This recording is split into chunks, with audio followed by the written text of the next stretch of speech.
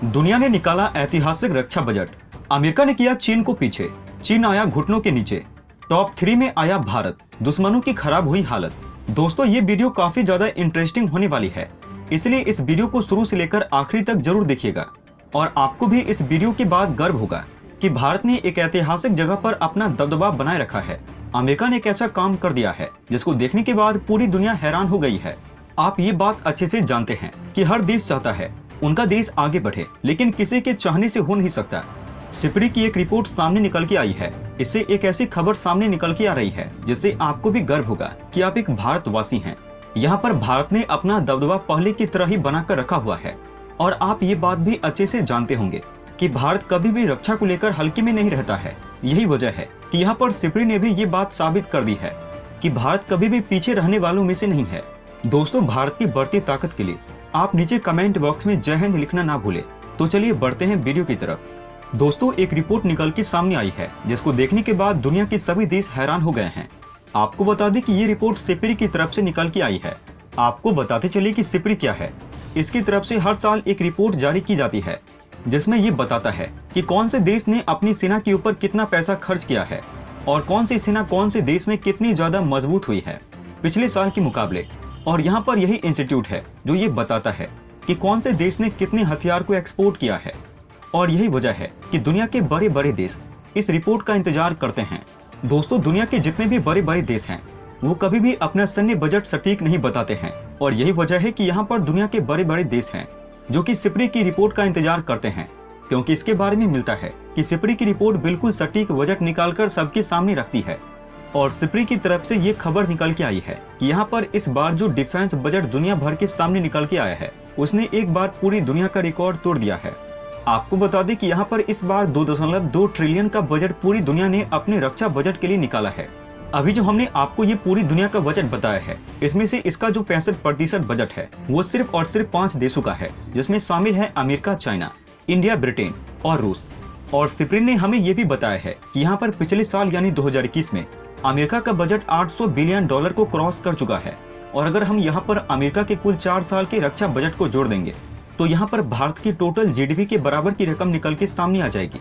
और यहाँ पर ये तो पता चल रहा है कि अमेरिका इन पैसों को हथियार खरीदने में इस्तेमाल नहीं कर रहा है, बल्कि अमेरिका इन पैसों की सहायता से नए नए हथियारों को विकसित करने पर अपना ध्यान दे रहा है ताकि वो दूसरे देशों को अपने हथियार की मदद से पराजित कर सके।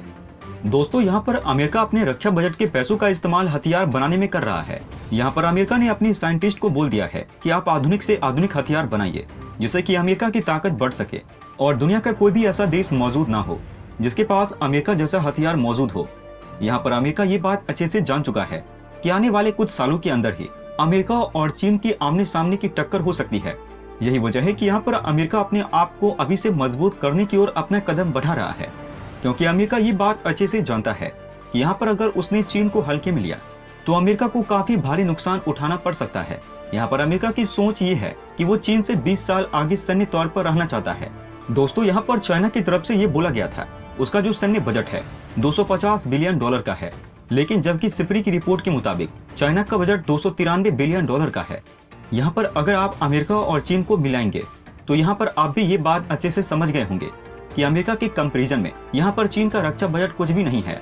लेकिन वहीं अगर हम भारत की बात करेंगे तो भारत ने अपना रक्षा बजट $70 बिलियन का बताया था, लेकिन सिपरी की रिपोर्ट के मुताबिक यहाँ पर भारत का रक्षा बजट $76.6 बिलियन है।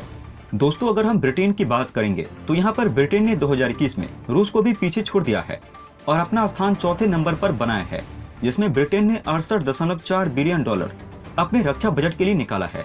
और अगर हम रूस की बात करेंगे तो यहाँ पर रूस $65 बिलियन का खर्च करके 5वें स्थान पर आया है।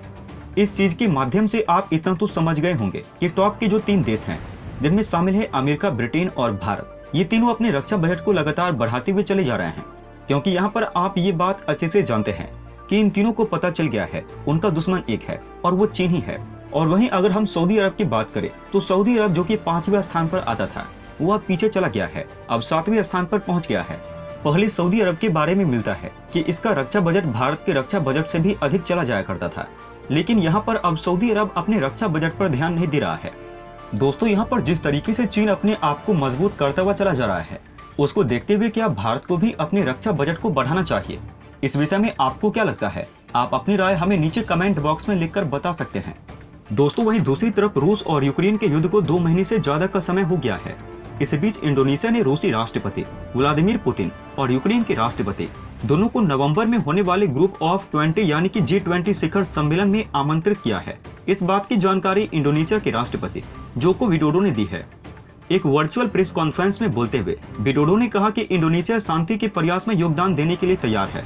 इंडोनेशिया G20 देशों को एकजुट करना चाहता है, विभाजन नहीं होने देना चाहता है। साथ ही उन्होंने कहा शांति और स्थिरता विश्व आर्थिक विकास की कुंजी है। उन्होंने कहा कि G20 विश्व अर्थव्यवस्था की वसूली में एक उत्प्रेरक भूमिका निभाता है। साथ ही कहा कि उन्होंने इस सप्ताह रूस और यूक्रेन के दोनों नेताओं के साथ टेलीफोन पर बातचीत की है। उन्होंने अपनी तरफ से बता दिया है कि वो कोशिश कर रहे हैं कि रूस और यूक्रेन दोनों को आपस में मिला दे और दुनिया में मच रही तबाही को रोके, जिसका असर पूरी दुनिया में पड़ता हुआ दिखाई दे रहा है।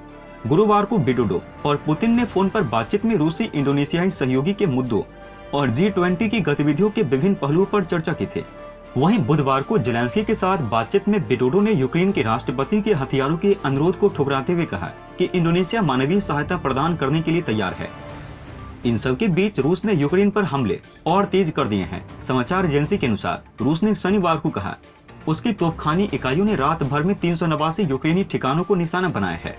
रूस द्वारा किए गए इन हमलों में 35 नियंत्रण पॉइंट, 15 हथियार और गोला बारूद डिपो और कई क्षेत्र शामिल थे जहां यूक्रेनी सेना और उनके हथियार रखे हुए थे।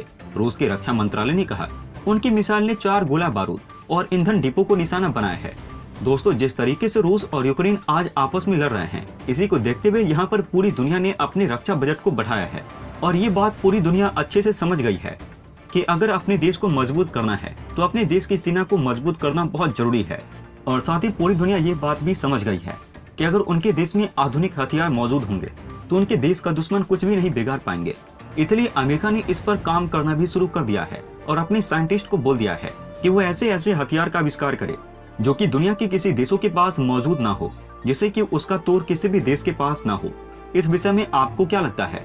आप अपनी राय हमें नीचे कमेंट बॉक्स में लिखकर बता सकते हैं।